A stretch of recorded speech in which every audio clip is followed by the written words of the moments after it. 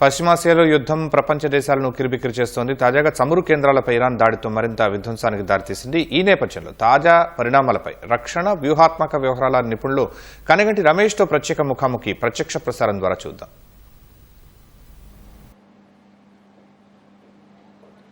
పశ్చిమాసియాలో గడిచిన 20 రోజులుగా యుద్ధం కొనసాగుతుంది. ఇరాన్పై అటు ఇజ్రాయెల్, అమెరికా దాడులు కొనసాగిస్తుంది. అదే స్పీడ్గా ధీటుగా ఇరాన్ కూడా ఎదురుదాడి చేస్తుంది. ప్రతిదాడులు జరుగుతున్నాయి. ఈ ప్రతిదాడుల వల్ల జరుగుతున్న ఆ యుద్ధ వాతావరణం వల్ల భారత్పై కూడా తీవ్ర ప్రభావం చూపుతుంది. ప్రధానంగా చమురుకు సంబంధించి కానీ, అంటే ఇంధన వనరులకు సంబంధించి కానీ, గ్యాస్ ఎల్పీజీకి సంబంధించి కానీ, దిగుమతులకు సంబంధించి కొంత అంతరాయం ఏర్పడుతుంది. ఈ యుద్ధం ఇట్లే కొనసాగితే పరిస్థితులు ఎలా ఉండబోతాయి? గత 2-3 రోజులుగా ఎక్కడైతే చమురు నిల్వలు ఉన్నాయో ఆ చమురు నిల్వల మీద కూడా దాడులు ఉధృతం చేశారు. కాబట్టి ఈ పరిస్థితులు ఎలా ఉన్నాయో మనతో భద్రతా వ్యవహారాల నిపుణులు కన్యగంటి రమేష్ గారు ఉన్నారు. ఆయనతో అడిగి తెలుసుకుందాం. సార్ నమస్తే. సార్ యుద్ధం పశ్చిమాసియాలో ఏదైతే యుద్ధం కొనసాగుతుందో దాదాపు 20 రోజులుగా కొనసాగుతుంది. అసలు యుద్ధం మొదలైనప్పటి నుంచి ఇప్పటివరకు తీసుకుంటే ఆ ప్రభావం భారత్పై ఎలా ఉంటుంది సార్? యుద్ధం ప్రభావం తీవ్రంగా భారతదేశం మీద ఉంది అంటానికి ఎటువంటి సందేహం లేదు. అంటే మనకి ప్రాణ నష్టం కానీ ఆస్తి నష్టం కానీ జరగట్లా, కానీ ఫుడ్ ఇన్సెక్యూరిటీ వైపు ఇంకా బిగిన్ అవ్వలేదు, కానీ ఆ దిశగా వెళ్ళే అవకాశం కనపడుతుంది. మనకి రెస్టారెంట్స్, హోటల్స్, కమర్షియల్ ప్లేసెస్లో కూడా మనకి కొన్ని ఇబ్బందులు ఎల్పీజీ ద్వారా ఉన్నాయి. పశ్చిమాసియాలో ఉన్న గల్ఫ్ కోఆపరేషన్ కౌన్సిల్ కంట్రీస్ అయిన Saudi Arabia, ఖతారు, Oman, UAE, Bahrain ఇలాంటి దేశాల నుంచి మనము, కువైట్ ఇలాంటి దేశాల నుంచి ప్లస్ ఇరాన్ నుంచి, ఈ గల్ఫ్ కోఆపరేషన్ కౌన్సిల్ కంట్రీస్ ఏమో ముఖ్యంగా అమెరికాకి మిత్రపక్షాలుగా ఉంటాం. అమెరికన్ మిలిటరీ బేసెస్ అక్కడ ఉండటం మూలాన 28 ఫిబ్రవరిన అయతుల్లా ఖొమైనీ మరణం తర్వాత కూడా, అంటే అమెరికా ఇజ్రాయెల్ కలిసి అయతుల్లా ఖొమైనీని అంతమొందించిన తర్వాత కూడా ఈ రోజు వరకు ఇరాన్ మీద పూర్తి స్థాయి విజయం సాధించలేకపోయింది అమెరికా. దాంతోపాటు ఇరాన్కి పక్కనే ఉన్న స్ట్రైట్ ఆఫ్ హర్మూజ్ జలసంధిని బ్లాక్ చేయడం ద్వారా ఇరాన్ తన ఆధిపత్యాన్ని ప్రదర్శించి రీజనల్గా, నువ్వు ప్రపంచానికి మొనగాడైతే కావచ్చేమో కానీ రీజనల్గా అయితే ప్రాంతీయ అధికారం విషయంలో, లేకపోతే ప్రాంతీయంగా నేను బలవంతుడిగా ఉన్నానని ఇరాన్ ప్రూవ్ చేసుకుంది, ఎటువంటి సందేహం లేదు. దాని మూలంగా భారతదేశానికి 50% భారతదేశం యొక్క ఎనర్జీ నీడ్స్ ఈ Gulf cooperation council countries plus Iran నుంచి స్ట్రైట్ ఆఫ్ హర్మూజ్ ద్వారా భారతదేశానికి వస్తాయి. 50% ఆయిల్ అంటే చాలా ఎక్కువ. దానికి తోడు అగ్నికి ఆజ్యం పోసినట్టు ఇప్పుడు యెమెన్లో ఉన్న హౌతీ రెబెల్స్ కూడా, అంటే ఇరాన్ మిత్రపక్షమైన యెమెన్ దేశంలో ఉన్న హౌతీ రెబెల్స్ కూడా బాబ్ ఎల్ మందేబ్ అని ఇంకొక చోక్ పాయింట్, అది ఆ ఎర్ర సముద్రం నుంచి ఇటు వచ్చే ఒక చోక్ పాయింట్, ఇది హిందూ మహాసముద్రంలోకి, దాని మీద కూడా దాడులు స్టార్ట్ చేసినాయి హౌతీ రెబెల్స్, ఇరాన్కి సపోర్ట్గా, అమెరికాకి ఇజ్రాయెల్కి వ్యతిరేకంగా. దాని మూలంగా భారతదేశం మీద తీవ్రమైన ప్రభావము ఈ ఎల్పీజీ గ్యాస్ సిలిండర్లు కానీ, ఆయిల్, పెట్రోలియం, క్రూడ్ ఆయిల్ సంబంధించిన తదితర ఇంధన వనరుల మీద పూర్తి స్థాయి ఒత్తిడి తగులుతుంది. యుద్ధం మొదలైన తర్వాత క్రూడ్ ఆయిల్ ధరలు కూడా క్రమంగా పెరుగుతూ వస్తున్నాయి. ఆ ప్రభావం కూడా మన దేశం మీద పడుతుంది. రెండోది, మన ప్రభుత్వం, కేంద్ర ప్రభుత్వం తరచూ చెప్తాంది మన దగ్గర ఇంధన కొరత లేదు, ఎల్పీజీ కొరత లేదు, ఎవరు ఆందోళన చెందొద్దని చెప్తుంది. కానీ గ్యాస్ ఎవరైనా దరఖాస్తు సిలిండర్ బుక్ చేసుకుంటే 4 రోజులు, 5 రోజులు, ఇప్పుడు క్రమంగా 20 రోజులు దాకా టైం పడుతుంది. ఈ పరిస్థితులు ఇంకా యుద్ధం కొనసాగితే ఎలా ఉండబోతాయి అసలు? Cabinet committee on security under the honourable prime minister Narendra Modi garu, national security adviser honourable Shri Ajit Doval garu, doctor yes Jayashankar గారు, మిస్టర్ అమిత్ షా గారు, రాజ్నాథ్ సింగ్ గారు, నిర్మలా సీతారామన్ మేడం గారు ప్లస్ క్యాబినెట్ సెక్రటరీ అందరూ కలిసి క్యాబినెట్ కమిటీ ఆన్ సెక్యూరిటీ అంటారు, CCS, భారతదేశానికి సంబంధించినంత వరకు అంతర్గత భద్రతకు విఘాతం కలిగించే అంశాలు, మరి ముఖ్యంగా ఈ పశ్చిమాసియా యుద్ధం ద్వారా ఏమిటి అనే దాని మీద పూర్తి స్థాయిలో ఒక రకమైన మెజర్మెంట్స్ కానీ, టాలీ అనండి, ఆ బ్యాలెన్స్, స్టేటస్ కో మెయింటెనెన్స్కి మన వాళ్ళు ప్రయత్నం చేస్తున్నారు. ముఖ్యంగా మ్యాంగ్లూరులో, విశాఖపట్నంలో మనకి డాల్ఫిన్ కొండల మధ్య చమురు లేదా గ్యాసు లాంటి వాటిని స్టోర్ చేసుకునే ఎనర్జీ ఫెసిలిటీస్ ఉన్నాయి. ముఖ్యంగా క్రూడ్ ఆయిల్కి సంబంధించి, మ్యాంగ్లూరులో కూడా, కర్ణాటకలో కూడా. అక్కడ దాని ప్రకారము తప్పనిసరిగా మనకి పూర్తి స్థాయి యుద్ధం వచ్చినా కానీ, ఒక 1 to 2 months పూర్తి స్థాయి యుద్ధం వచ్చినా కానీ, ఇంకా పూర్తి స్థాయి యుద్ధంలోకి భారత్ దిగలేదు. భారత్ మీద ఇంకా పూర్తి స్థాయి ఒత్తిడి పడలా. కానీ 100% ఇప్పుడు మనం ఏం చేయాలంటే, ఒక ఐక్యతగా ఉండి ఎంత తక్కువ మనము అన్నెసెసరీ వేస్టేజ్ ఆఫ్ రీసోర్సెస్ దాన్ని తగ్గించుకొని, కేంద్ర ప్రభుత్వం చెప్పినట్టు రూమర్ మాంగరింగ్కి వెళ్లకుండా మనం ఉన్న రియాలిటీతో జాగ్రత్తగా చేసుకోవాల్సిన అవసరం ఉంది. మనము మీరు 2 నెలల పాటు ఎలాంటి ఇబ్బంది లేదు, మనకు ఇంధన నిల్వలు ఉన్నాయి, గ్యాస్ నిల్వలు ఉన్నాయి చెప్తున్నారు. కానీ 20 రోజులకే మొత్తం అల్లకల్లోలం అయిపోతుంది.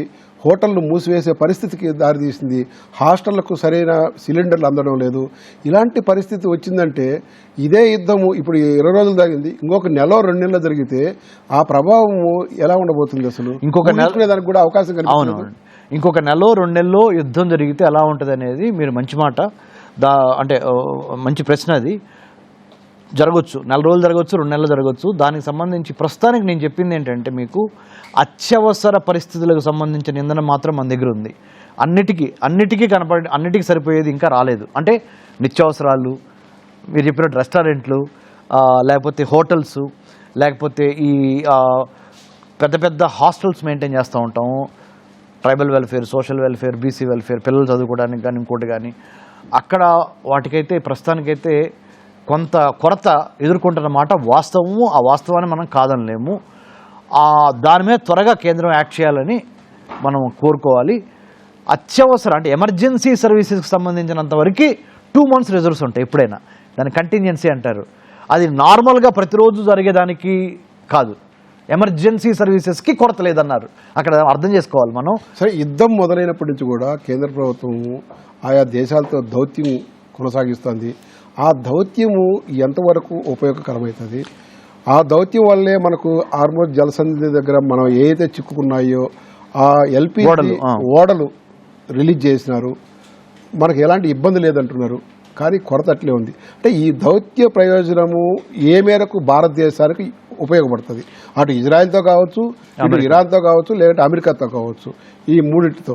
ఇప్పుడు కొత్తగా ఇటీవల కాలంలో రష్యా నుంచి చమురు కొనుగోలు చేసుకునేదానికి అనుమతి ఇచ్చారని చెప్తున్నారు. అసలు అమెరికా అనుమతి తీసుకోవాల్సిన దుస్థితి భారతదేశానికి ఎందుకు వచ్చింది? అమెరికా అనుమతి తీసుకొని రష్యా దగ్గర నుంచి ఆయిల్ తీసుకోవాల్సిన దుస్థితి ఇప్పటికీ లేదు. కానీ అమెరికన్ ప్రెసిడెంట్ ఆ విధంగా మాట్లాడాడు. అమెరికా చెప్పినా చెప్పకపోయినా మనం 2 ఏళ్ల నుంచి 3 ఏళ్ల నుంచి ఆయిల్ రష్యా నుంచి తీసుకుంటానే ఉన్నాము. సో ఆ మాటలో మనం దాన్ని అంత పట్టించుకోవాల్సిన అవసరం లేదు. ఎందుకంటే ఆయన Donald Trump has a different style of leadership, అది మనకు తెలుస్తుంది. బట్ ఇక్కడ మనం గమనించాల్సింది ఏంటంటే సార్, భారతదేశానికి సంబంధించినంతవరకు మనకి ఈ అంతర్గత భద్రతలో భాగమైన food security, energy security, employment security, transportation security, cyber security, coastal and seaport security, ఇవన్నీ ఇప్పుడు ఈ యుద్ధానికి సంబంధించిన బ్యాక్డ్రాప్లో ఇప్పుడు నేను చెప్పిన 6 సెక్యూరిటీలు చాలా ఇంపార్టెంట్. ఫుడ్ సెక్యూరిటీ, ఆహార భద్రత, రవాణా భద్రత, అన్నిటికీ మించి ఉపాధి భద్రత, ఎంప్లాయ్మెంట్, ఎందుకంటే వార్ సిచ్యువేషన్ కాబట్టి ఈ ఎంప్లాయ్మెంట్ భద్రత, తర్వాత అంతర్జాల భద్రత, సైబర్ సెక్యూరిటీ, సైబర్ దాడులు పెరగకుండా, ప్లస్ పోర్ట్లు, సీ పోర్ట్స్ని మనం చాలా జాగ్రత్తగా కాపాడుకోవాలి. ఎందుకంటే భారతదేశానికి 9 కోస్తా రాష్ట్రాల్లో కలిపి 11,098 సీపోర్ట్ కోస్తా వైశాల్యం ఉంది మనకి, సముద్ర తీర ప్రాంతం. దాన్ని కాపాడుకోవాలి. ముంబై లాంటి ఘటనలు జరగకుండా చూసుకోవాలి.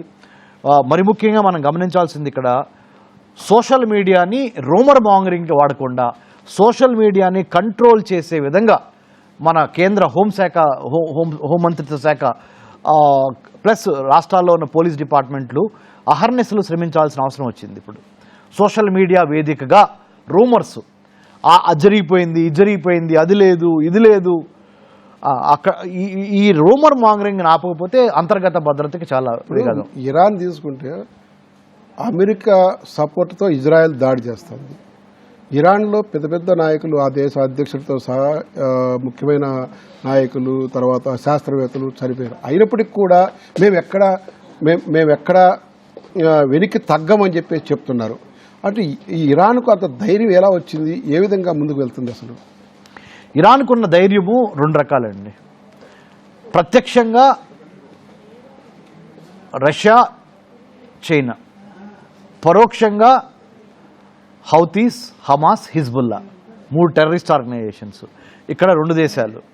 ఈ 2 దేశాల నుంచి వచ్చేదంతా 100% రష్యాకి, ఇరాన్కి సపోర్ట్గా వెళ్తుంది. దౌత్యంతో పాటు, డిప్లొమసీతో పాటు, ఫైనాన్షియల్, ఐడియాలజికల్, ఆర్మ్స్, ఎమ్యునేషన్స్, ఆయుధాలు, డబ్బు, దౌత్యము, అంతకు మించి అన్నిటికన్నా కీలకమైంది యుద్ధంలో ఇంటెలిజెన్స్ అంటారు. ఆ ఇంటెలిజెన్స్ పుష్కలంగా visual intelligence, imagery intelligence, human intelligence, అన్నిటికీ సంబంధించిన శాటిలైట్ ఇంటెలిజెన్సు 100% రష్యా, చైనా కలిసి ఇరాన్కి సపోర్ట్ ఇవ్వటం మూలానే ఇరాన్ చుట్టుపక్కల ఉన్న అమెరికా మిలిటరీ స్థావరాలను కొట్టగలుగుతుంది మొదటి దశలో.